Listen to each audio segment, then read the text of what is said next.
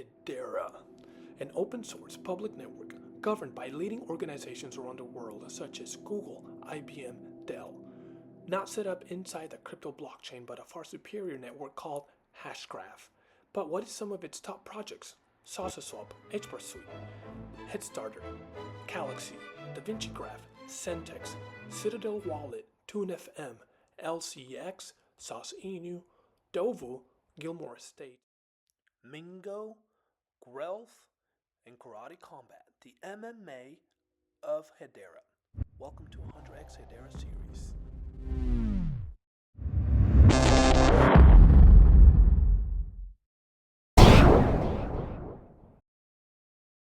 With the awesome CEO of HASHPACK Wallet, Mei Chen. This is Safe Investor AG, H% Sausage Warrior. None of this is financial advice. This is just made for pure entertainment purposes only. So this is awesome. All of this really shows your character, how you've stayed determined and your whole team has remained determined. Overcoming hurdles is part of the game. And I'm sure I remember hearing there's always a small group of people that would FUD for anything.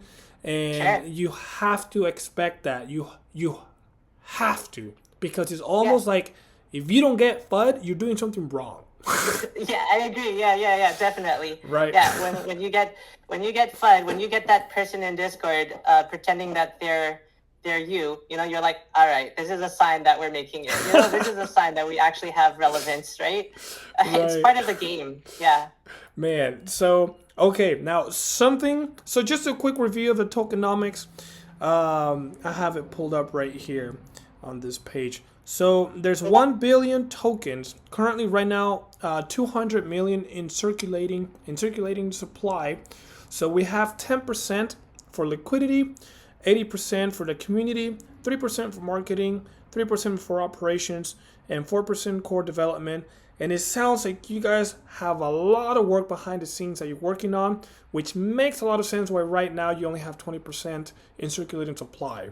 So we wanted a healthy release for the token.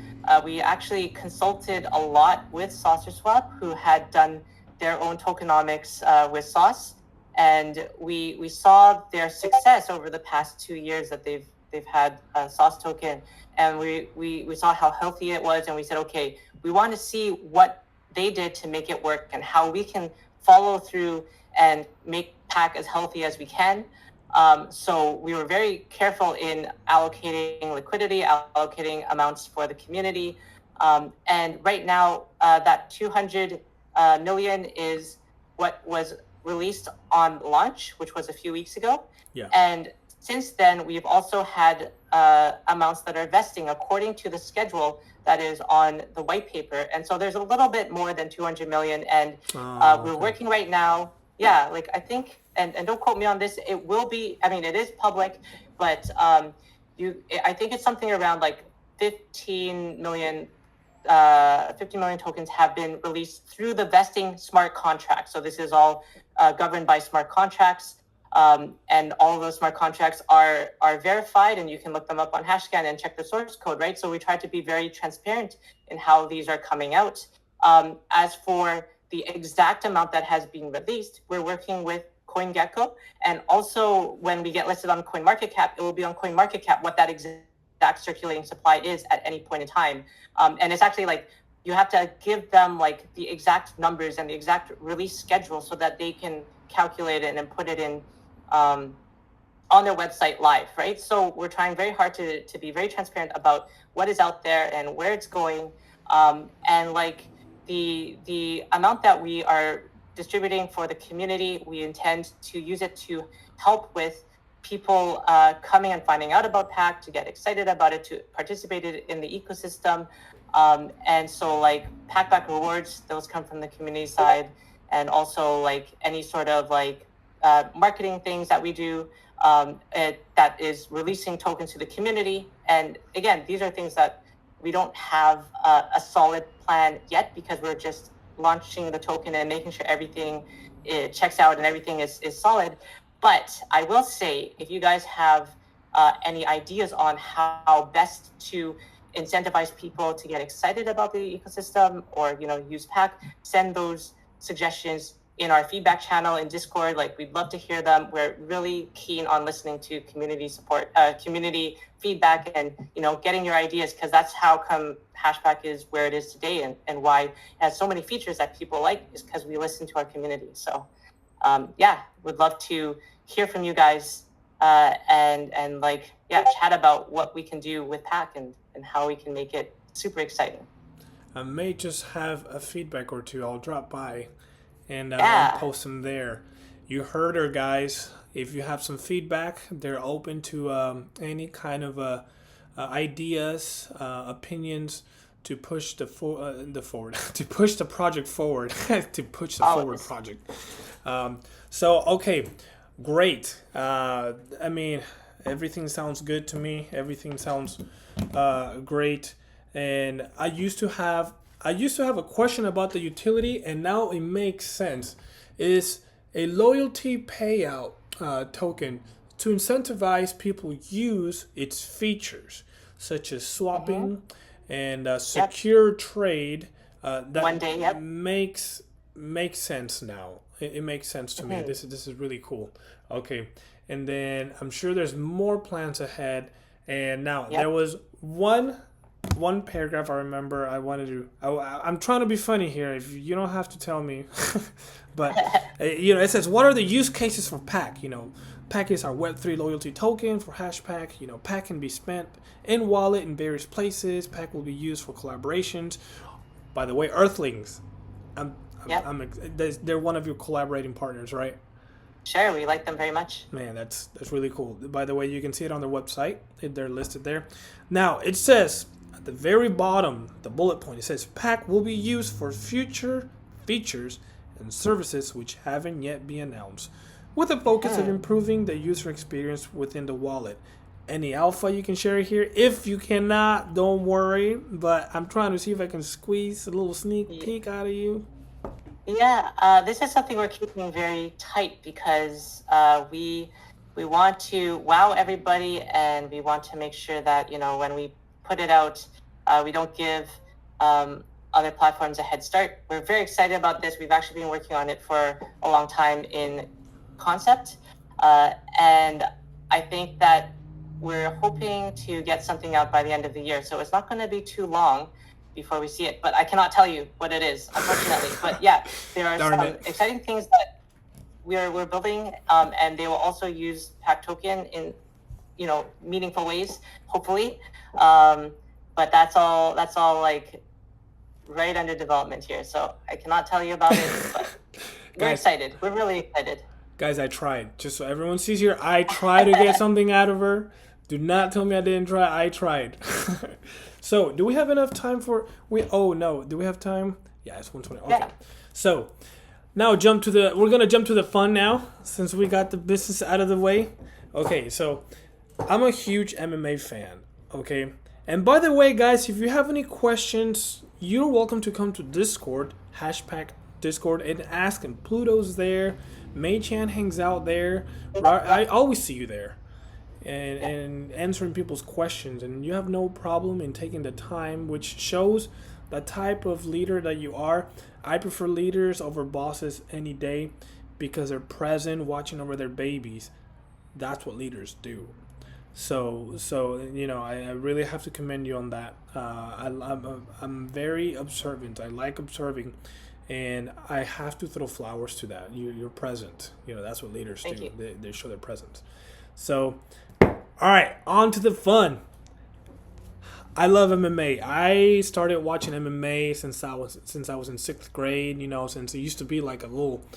They used to make fun of it, because it used to be like a circus show with just people, But now it's turned into one of the most dominating sports. And you just had a fight with what I believe it's the future or the next UFC. And they're here in Hedera in Karate Combat. So, you won.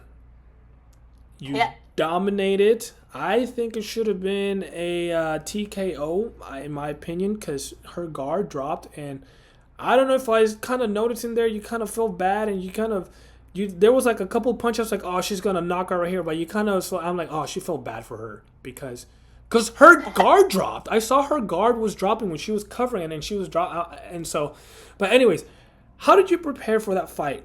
Did you focus in cardio, striking, or your mentality? How was your preparation? Yeah. So my coach is he is a past world champion in kickboxing, and has fought across the world and won many different awards. So like he's the legit thing. He's like this like giant Persian man, scary guy, and his way of like motivating everybody in the gym is by yelling at them at the top of his lungs, and you're just like, okay, if I don't listen to this guy, he's gonna beat me up, you know. Very intimidating guy. And so I've been training with Ali for 6-7 years now, and I've been competing with him for about 6 years. And we've done many competitions before. So one of the main things about preparing for a fight is something called fight camp. Every fighter does it, and it's usually about 6 weeks long. And it's basically very intense training that covers everything, covers cardio, covers technique, covers sparring, covers conditioning, right? All of that thing, all in 6 weeks. And basically the way that we led up to this fight was I was coming into the gym in the morning before work, and then also in the evening after work. And then sometimes like I would not even have time to have a full night's sleep before I go back to the gym again in the morning. And so the training was Monday through Friday. In the mornings, we did conditioning. So that was a lot of HIIT training. It was weights like dumbbells.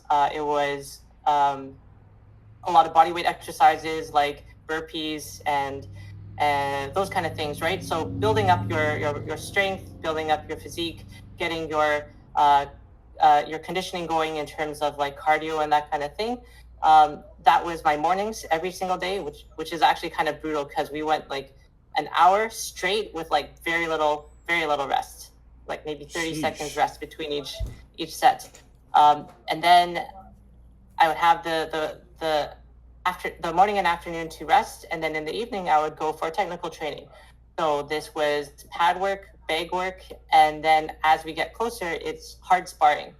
So that's really how like every single day kind of works out. And then on Saturday and Sunday, we do, depending on what he felt like, conditioning or sparring, right? And so that was basically it. That's like what,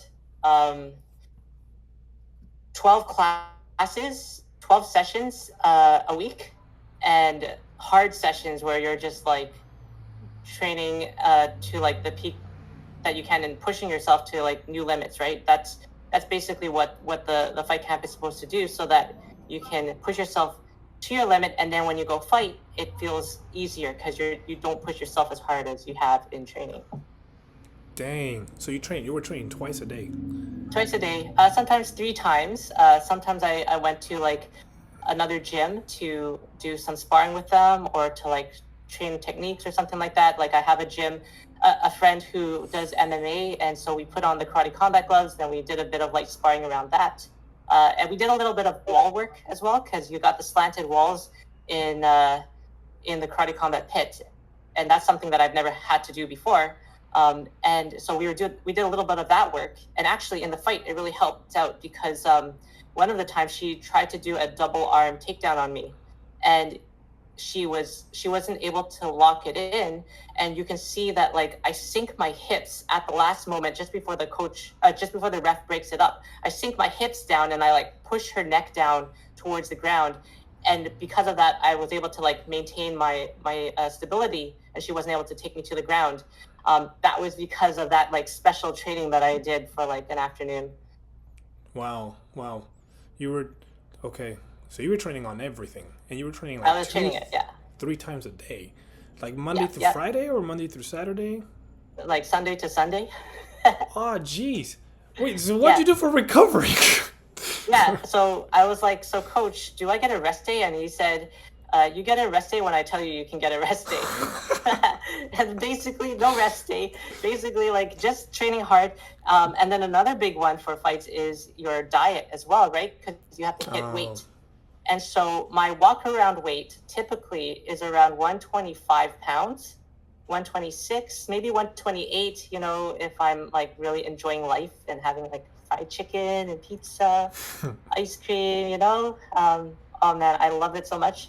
But when I'm in fight mode, I'm trying to get down to 115. So that's 10 pounds that I'm trying to drop in 6 weeks or so. And so the way that this works is that part of it is your calorie deficit, right? You're going to eat less so that you lose weight, right? And I've got this, I've done a lot of reading on this, and I've got a really good system where I can drop down from that 126, 128 down to 119. So in about like 4 or 5 weeks. And then I'm 4 pounds up. And then the final 4 pounds, I lose in water weight 3-4 days before the fight. Oh, And so, I see. right? And so then, and that's how we go. And I've got a really good system for that. So, you know, on the day of the weigh-in, I weighed in at 114. So I was a pound lower, but I was feeling great. I was like in really good spirits, really good energy. And then I rehydrated, jumped all the way back up to 119, 120 in one day, and then fought the next day. So yeah, it's like a whole kind of system that you have to go through in order to fight these kind of fights. Did you also spit in a cup? No, I didn't have to. It was actually not bad. Dang. Oh, for like To lose that water weight, I mean, back in my wrestling days, I hated spitting in a cup. When I had 2 pounds to go on, oh man, honestly, of all the mixed martial arts, I've just done wrestling and jiu-jitsu. Those are my 2 main sports, and nothing prepares you mentally more than that. Correct? Like mentally, that thing just. But I cannot imagine doing 3 trainings a day. Oh my gosh! Like in college, we did 2, but 3. Yeah. That's killer. Yeah. Now, my next question is: how would you face a Mei Chan? Let's say you're facing you. How would you prepare for that fight? Sure. Actually, I haven't. I actually have a pretty even record. I think I've fought 13, 14 times, and it's about even. 6 wins, 6 losses, something like that. In the amateur circuit, of course. This is my first pro exhibition, so you know I'm 1-0 on the pro side, which feels great. But actually, like the whole kind of thing about combat sports is when you get in the ring, one person has to win, one person has to lose, right? So like the actual result doesn't matter too much. And so I've lost a few times, and I've also lost against some people who are very good. And the thing that people use against me is that like, so I'm a very fierce fighter. I can go and I can take a hit, but I tend to like overcompensate on swings. So like even in the karate combat fight, George St. Pierre was saying like she really likes her right hand. She really focuses on hitting her right hand. And some of those swings are really heavy. And so the fighters that are really good have been able to take advantage of that like kind of overcommitment and then get me into like a bad spot, and like neutralize that, which is my favorite weapon to use, right? So I guess like that is how I would go against it if I had to prepare against myself. But again, it's also something that I am aware of and I'm trying to fix as well, right? So like really like, and I guess this is how I feel about like going against somebody where you can see their videos in the past, is that they also have looked at how they've performed in the past, and they've also like are aware of their weaknesses, and they're training just as hard to like fix them. So like, you know, I guess like from a technical perspective, maybe that's how I would approach fighting myself. But from like an actual perspective, if it was me and I was fighting against somebody who was just a really tough person, that I was like thinking like, oh, I have to go against this person. The thing for me is I would just be prepared mentally to go and fight with everything that I had against whatever that other person has against me, and just like put it all out there in the ring. And you know, maybe they'll surprise me, or maybe they'll be maybe they'll be easy. You know, you never know, and you just have to do your best. You just have to be ready to like give everything, right? So. Did you feel some of those punches when she punched you? Yeah, for sure. There were two in particular that kind of shocked me, because honestly, like those small gloves, you feel them. Other like bigger gloves, like the 8 ounce, the 10 ounce that I fight with in the amateur circuit, I can shrug those off. But when one of those punches connects, you can really feel it. Okay, because it looked like you could. Like a lot of the times you would just walk through, and I'm like, wow, is she feeling him? Oh yeah, absolutely. And you know, that's the mentality thing too, is that if you take a hit, you can't show that it hurts. There's two reasons. Actually, there's three reasons. One is if you're mentally strong and you don't believe that it hurts, then you can focus on your own game, right? So like you don't let somebody's hit, even if it's so hard, even if it wins you, you don't let that hit affect you mentally. And then secondly, if you show that that hit affected you, that other person that you're against, they will see that and they'll be like, oh, I got her. I'm going to keep on doing this. You know, they'll feel energized because they know that they hurt you, right? And so you can't show that you got hurt, even if it hurts, even if it shocks you, right? And then third, the judges are watching as well. And so if you're taking these hits and it doesn't look like you're taking any damage at all, you don't even care. It's like a fly hit you, you know, then they're like, oh, well, these aren't effective punches, right? Whereas if they hit you and you like flinch and you know, whatever, then it looks like, oh yeah, she's hurting you. Okay, we're going to give a point to that person because their punches are effective. So part of that is like, even the punches that, you know, were effective against me that were thrown by Leica, I was mentally prepared to just not be affected by it. And that's why it looks like nothing she threw at me mattered, because I trained very hard to avoid that, right? And all the like top fighters, you can see they're exactly like that, you know. And also that's what makes it so exciting in the like pro fights that you watch at the top level, is when it actually hurts and they actually wince in pain. You know, that one hit hard, right? Like that one really mattered, because normally they don't look like they got hurt, right? They just take it and they just keep going. Yep. One of my favorite fighters in the UFC, now that you mentioned that, it was one of them was George St. Pierre and Johnny Hendricks. And I remember when George St. Pierre fought Matt Hughes, that was one time when he got clicked. I'm not sure I got lucky, in my opinion. But when he fought Johnny Hendricks, man, I'm sorry, George St. Pierre, if you're watching this video, but bro, John Hendricks really got you, bro. Like, and he admitted it. Like, he walks through punches when they're just, you know, a fly hit. But Johnny Hendricks, I remember in the interview, he said he hit me, and he said, I'll admit this, he hit me one time. He hit me so hard that he forgot where he was at. And I'm like, holy crap! Then how hard does Johnny Hendricks hit? And now you're mentioning that the mentality of them is to walk through punches, which means when someone hits hard, they hit hard. Yeah, that's right. Holy crap. A really good fighter for that is Rod Tang. I think he's done MMA now in the UFC, but Rod Tang is famous for taking hits to his head and just like barreling through and just being like an absolute tank. And you're just like, you see fighters teeing off multiple combinations on his head, on his chin, and he just like takes it, and you're like, how is his brain surviving that? That can't be healthy. But that's like that kind of mentality, right? Like, you just have to be tough. You're talking about the one that fought Mighty Mouse? I'm not sure. I could like. Is he lightweight? Is he light featherweight? He's Muay Thai, yes, right? Yes, it is. Yep, that is the one. I'm looking here on YouTube. Yep, that is the one. He's so scary. Even Mighty Mouse, hard hitter. He even said, I hit this fool so hard, and I didn't know how he could walk. He kept walking through his hit, walking through Mighty Mouse's hit. So, and he only weighs 120, 129 pounds.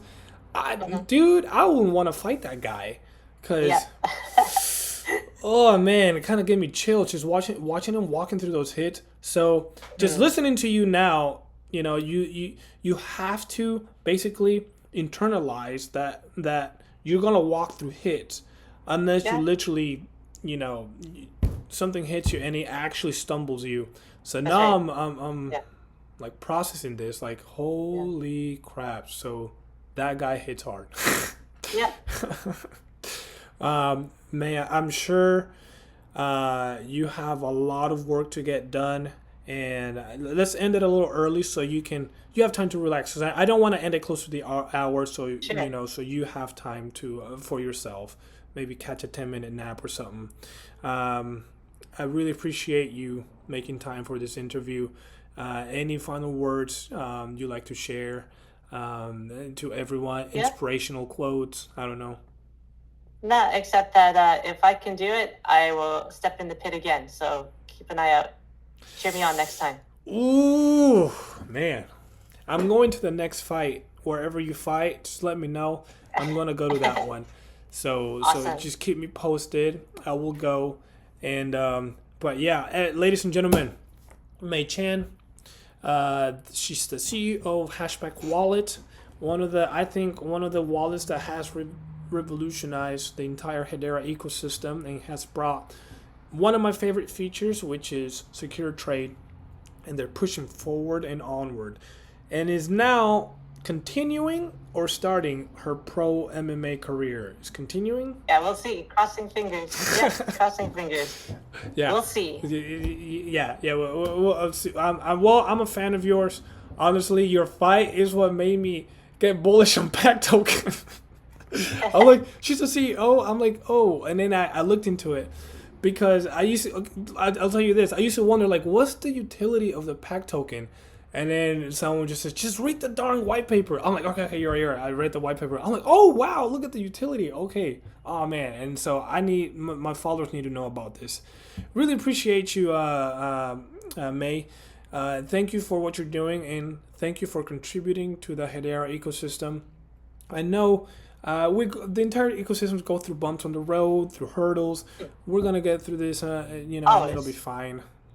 Yeah. It'll be fine. And then we'll be right there to have lots of fun and get excited about things, be positive. I definitely will bounce up with the rest of the Web3 world. It's going to be exciting times. Exactly. All right, everyone. This is Safe Investor AG, H4 Saucy Warrior. This video is not financial advice. It's made for entertainment purposes only. Please ask all your questions to May in Hashpack Wallet Discord. And stay saucy, everyone.